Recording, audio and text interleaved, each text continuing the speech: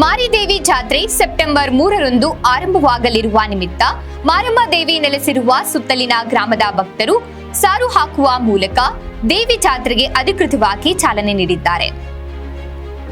ಗೌರಸಮುದ್ರ ಮಾರಮ್ಮನ ಜಾತ್ರಾ ಮಹೋತ್ಸವಕ್ಕೆ ದೇವಿಯ ಮೂಲ ನೆಲೆಯಲ್ಲಿ ವಿಶೇಷ ಪೂಜೆ ಸಲ್ಲಿಸುವ ಮೂಲಕ 2 ವಾರದ ನಂತರ ನಡೆಯಲಿರುವ ಮಾರಮ್ಮ ದೇವಿ ಜಾತ್ರೆಗೆ ಭಕ್ತರು ಕಟ್ಟುಪಾಡುಗಳನ್ನು ಅನುಸರಣೆ ಮಾಡಲು ಸಾರು ಹಾಕಲಾಯಿತು.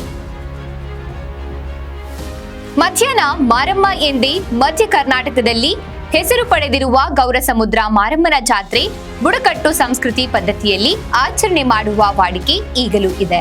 ಗ್ರಾಮದಲ್ಲಿ ಸಾರುಕಟ್ಟೆ ಸಂಸ್ಥಾಪಕರಾಗಿರುವ 7 ಕೋಟಿ ತಳವಾರ ನಾಯಕರ ಸಮ್ಮುಖದಲ್ಲಿ ಜಾತ್ರೆಯ ಪೂರ್ವ ತಯಾರಿ ಸಭೆ ನಡೆಸಿ ಸಾರುಕಟ್ಟೆಗೆ ಸೇರುವ 17 ಸಮುದಾಯಗಳ ಕೈವಾಡದವರು ಭಾಗಿಯಾಗಿ ಮಾರಮ್ಮನ ಜಾತ್ರೆ ನಡೆಸಲು ಅಪ್ಪಣೆ ಕೋರಿದ್ರು. ಜಾತ್ರಾ ಕಾರ್ಯದ ಜವಾಬ್ದಾರಿ ನಿರ್ವಹಿಸುವ ನಮಗೆ ಏನು ಕೊಡುತ್ತೀರಾ ಎಂದು ಕೇಳಿಕೊಳ್ಳಲಾಯಿತು. ಇದಕ್ಕೆ ತಳವಾರರು ದವಸ ಧಾನ್ಯ ಮತ್ತು ಅಗತ್ಯ ಸಾಮಗ್ರಿಗಳು ಕೊಡಬೇಕಾಗಿದೆ ಎಂದು ಕೋರಿದ್ರು. తలవార్లు 12 జన్మ హాయిగారు సార్లకి అప్పనిస్తామ స్వామి చాలగోడు గంచిగాడు దొర దళవాయి కోటి తలవార్లు 12 జన్మ హాయిగారు సార్లకి అప్పనిస్తామ స్వామి గౌడు గంచిగాడు శానబాబుడు ఏమయ్యా పర్ఫెక్ట్ వస్తుందా గౌడు శానబాబుడు గంచిగాడు దొర దళవాయి కోటి తలవార్లు 12 జన్మ హాయిగారు సార్లకి అప్పనిస్తామ స్వామి